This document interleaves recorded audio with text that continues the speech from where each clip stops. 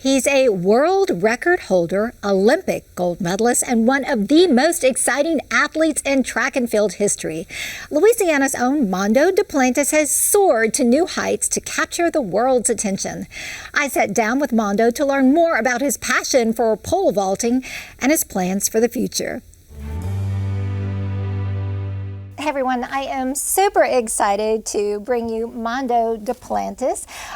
For those of you who watch the Olympics, you know this is a gold medalist who set and broke several of his own records, arguably the world's greatest pole vaulter and a beloved Louisiana son. So thank you for joining us. Thank you for having me. Pleasure to be here. Okay, so first of all, a big congrats to your Olympic gold medal wins and the fact that you broke your own records as a pole vaulter. Were you anticipating that to happen?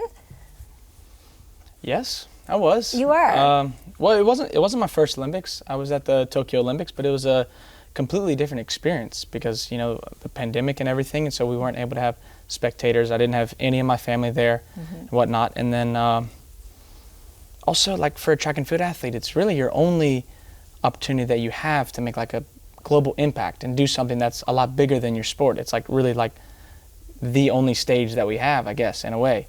So I knew that it was like now or never. This is the time I have to do it if I'm going to do something really special. And so I'd never been more locked into my life than the year pretty much prior to the games this past summer. And yeah, no, I had all the confidence in the world that I was going to do what I did. The whole time I was going in there, I wasn't focused on the gold really. I was just focused on breaking the world record. So a lot of people are wondering, why did you choose to compete on behalf of Sweden as opposed to the United States? And I know your mother is from Sweden, but you were born and raised, and your collegiate athletic career has been here in the States, in particular Louisiana. So yeah, no, it's a fair question. I'm a Lafayette native, born and raised, and really my time that I would spend in Sweden was really just the summers. I mean, in the United States as a whole, but also in Louisiana, it was very tough for me growing up as far as finding competitions and whatnot. I mean, you know, picture yourself as an 8-year-old trying to find pole vaulting competitions here in Louisiana.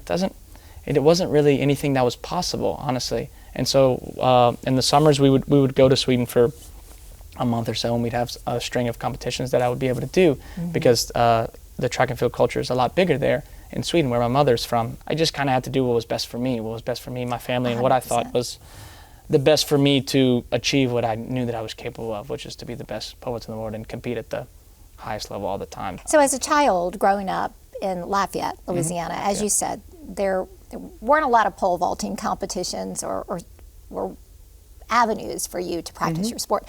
What drew you to that sport as opposed to soccer or football or baseball or something more mainstream? Well, I did all the sports, really. I mean, I played a lot of baseball. My brother was a great baseball player, captain of the LSWI team, drafted by the New York Mets, the whole thing. And so I did a lot of baseball, played a lot of soccer, but my father was a pole vaulter. He built the entire setup in the backyard, and which is like kind of the way that it has to happen, I guess, in a way. If you want to get into pole vaulting at an early age, you have to have like that kind of in. And so, father, he was a professional pole vaulter.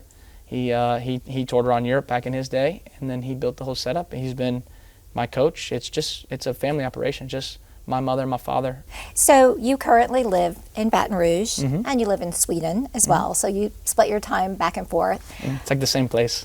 Do you have plans to remain in Louisiana and stay connected, and if so, what are those plans as they relate to your ties to Louisiana? Yeah, well, I mean, I'm always going to be in Louisiana to some extent. I mean, I think I can't live without it. I mean, it's always going to have that home feeling to me. And so I love my time being able to come back here to Baton Rouge. I spend the entire falls here, I spend the spring here too. I mean, as far as the future, I don't really know what's going to happen. It just depends on how everything happens with my career and pole vaulting and when I stop and what I'm going to do after pole vaulting, which I don't know what I'm going to do really. I don't really care to think about it almost. Have Congratulations are in you. order, by the way. Thank So you. Desiree Englander. And exactly. so I understand you dated for several years and popped the question in a big way, like surprised her on a Vogue Scandinavia photo shoot. Wow. Yeah. Well played, my Thanks. friend. Yeah, I mean, yeah. Well, I wanted it to be a surprise, and I knew that I felt like she doesn't think I'm very good of a planner, which I'm probably not, actually. But I thought that it would be a really good way to show that, I don't know, some type of sacrificing commitment to where the most hectic time of my life, which is right after the Olympics, to where playing something as huge as an engagement. You nervous? Yeah, for sure. It's very vulnerable. I think Yes. that's really the main thing. Is like it's like the most vulnerable you can Yeah. ever be, and you're asking somebody to take That's your right. hand for a lifetime, and so which is beautiful and really special. And so I can't. Do you have Yeah. a date set? No, haven't. There's still some logistics we have to figure out because it was a surprise, and it wasn't like it was one of these things to where she knew it was going to happen and we already planned the wedding before I even engaged or anything. That it was a real surprise. Do you plan to compete in the next Olympics? Do you want to coach? And of course, next Olympics easily.